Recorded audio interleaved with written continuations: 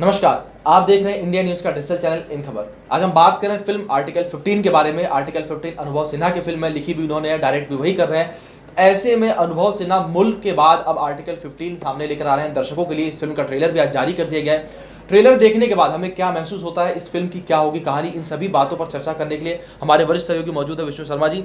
तो सर बताइए इस फिल्म की दरअसल ये क्या है कि जैसे आपने नाम लिया ना मुल्क का, जी, तो मुल्क के बाद मुल्क भी इश्यू बेस्ड फिल्म थी और ये भी इश्यू बेस्ड फिल्म है। इसको आप एजेंडा बेस्ड भी कह सकते हैं जी, कहीं ना कहीं। ये उन दो तरह की फिल्में मोदी रिजाइम में बन रही हैं। एक जो कहीं ना कहीं मोदी को सपोर्ट करते या कांग्रेस को, जैसे वो प्राइम मिनिस्टर वाली फिल्म आई अक्षय खन्ना की, और उसके बाद वो जो फिल्म आई थी जो मधुर भंडारकर ने बनाई थी हिंदू सरकार, वो, और एक अब बेक ओबराय की फिल्म आई, ये मोदी को सपोर्ट करने वाली फिल्म है। और तमाम ऐसी फिल्में आई जिनमें कुछ ना कुछ इंसिडेंट इस तरह के डाले गए जो कहीं ना कहीं मोदी सरकार पर निशाना साधते हैं। मुल्क उस तरह की फिल्म थी अनुभव सिन्हा की, वो उस तरह से काफ़ी मोदी आलोचक माने जाते हैं। एक जैसे कई फिल्मों में बीफ का यूज़ किया गया, बीफ को लेकर तमाम सारी फिल्मों में इस तरह की बातें की गई, जैसे अनुराग कश्यप की एक बॉक्सिंग पे बेस्ड फिल्म थी। तो ऐसे में ये जो मूवी थी, इसके बारे में मैं बताऊँ, काला भी थी उनमें जी। तो ये कहीं ना कहीं काला जो फिल्म थी रजनीकांत की, वो इशू को थोड़ा सा बड़ा किया गया है, लेकिन कहानी उठाई गई है यूपी से।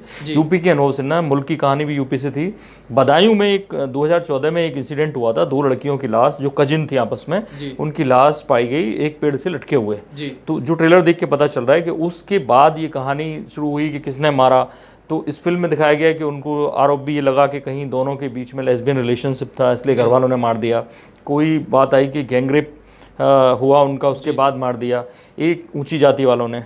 अब एक कहानी आई कि जो इस ट्रेलर में भी है कि कैसे उनकी दिहाड़ी वो बढ़ाने की मांग कर रही थी ऊंची जाति वालों ने, नीची जाति वाली लड़कियों को औकात में लाने के लिए किया। तो पहले मैं एक बात क्लियर कर दूं कि ठीक है कि जाति प्रथा है, एक आर्टिकल 15 बात करता है। आर्टिकल 15 जो नाम है टाइटल का, वो समाज में सारे लोग एक हैं, देश में सारे लोग एक हैं, सबको समान अधिकार है, ये इस पे आता है। तो उसमें ये दिखाया गया था, ओरिजिनल में ये हुआ था कि सीबीआई ने उस केस की जांच की, सीबीआई ने ये माना कि हत्या हुई है, रेप नहीं हुआ।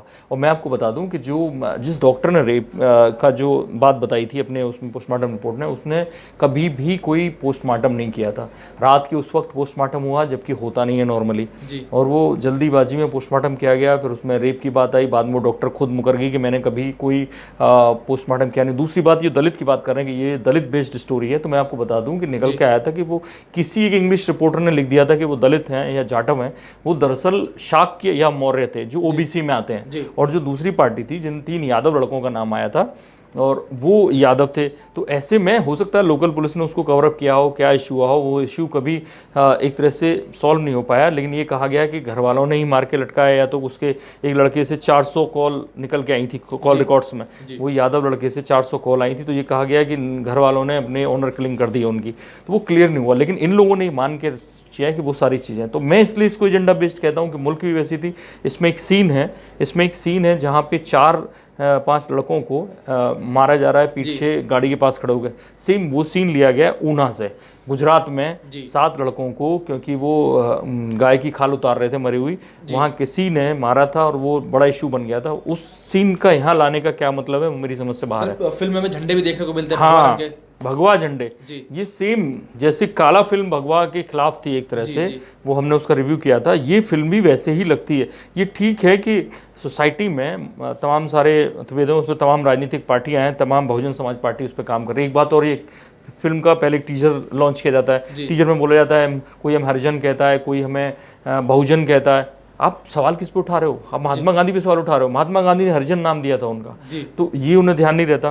फिर उन्हें नीची जाति बोला जाता है, फिर अंदर जाति भी जाटा और वो सब बोला जाता है, चमार शब्द इस्तेमाल किया जाता है। तो नॉर्मली मेरे ख्याल से आप पर कोई केस भी कर सकता है ये शब्द, हालांकि फिल्म वालों को थोड़ी सी वो रहती है, पर कोई भी खींच सकता है। तो कुल मिला के उन्होंने जो प्रोमो है वो एक तरह से आपस में गुथा हुआ, और हर ऐसे लग रहा है जैसे कुछ सनसनीखेज बना रहे हैं। पर अगर आप मुल्क पे जाएंगे तो मुल्क ने कुल जमा मेरे ख्याल से 26-27 करोड़ कुछ कमाया था, और मुल्क को हिट फिल्म नहीं माना गया। जैसा उसका प्रोमो था उसमें ऐसे लगा था कि जैसे मुस्लिम फैमिली पे अटैक किया गया है, किसी तरह का उन्हें फंसाया जा रहा है, उस तरह का होगा। लेकिन फिल्म में ऑलरेडी एक लड़का मुस्लिम आतंकी दिखाया जाता है, और कैसे उसका केस उस लड़के के घर वाले लड़ते हैं, जिनमें ऋषि कपूर होते हैं और एक उसकी भाभी होती है जो बेसिकली तापसी पन्नू ने रोल किया। तो फिल्म इसलिए चर्चा में आई, लेकिन फिल्म में जिस तरह से बैलेंस करने की कोशिश की गई उससे वो फिल्म पिट गई, एक तरह से पिट गई। मुझे लगता है कि अगर ये केवल सनसनीखेज प्रोमो बना के अनुभव सिन्हा कुछ करना चाह रहे हैं और केवल एजेंडा बेस्ड रखना चाह रहे हैं, तो मुझे इनसे उम्मीद अभी नहीं है। सर अगर आपसे एक सवाल पूछा जाए कि फिल्म की जो कहानी है उसकी कहानी और जो हकीकत में ये वाकया हुआ है, उन दोनों का अगर जोड़ा जाए तो आप क्या कहते हैं कि फिल्म में किस हद तक सच्चाई दिखाई गई है? नहीं, फिल्म उस घटना का आज तक सच नहीं पता चला। अखबार वाले गए उन लड़कियों के फादर और उन सबसे बात करते रहे, उन्होंने कहा सीबीआई ने अपनी रिपोर्ट फाइल की, सीबीआई ने कहा कि कोई रेप नहीं हुआ। इधर उन लोगों ने कहा, एक जो पोस्टमार्टम जिसने किया था वो डॉक्टर को गलत साबित कर दिया सीबीआई ने, उसने कभी पोस्टमार्टम किया ही नहीं था। तो ऐसे में ये पता करना मुश्किल हो गया कि घर वालों ने मारा है कि उन लड़कों ने मारा है जिनको गिरफ्तार किया गया था, जिन्हें यादव बोला जा रहा था। तो इसलिए कि उसको प्लस ये भी बात कि वो लड़कियां दलित नहीं थी, जैसा बात की रिपोर्ट में निकल के आया कि वो ओबीसी थी। तो ऐसे में क्या ये कहना चाह रहे हैं, कहीं ना कहीं ये अलग बात है कि उन्होंने इसको एजेंडा बना लिया है।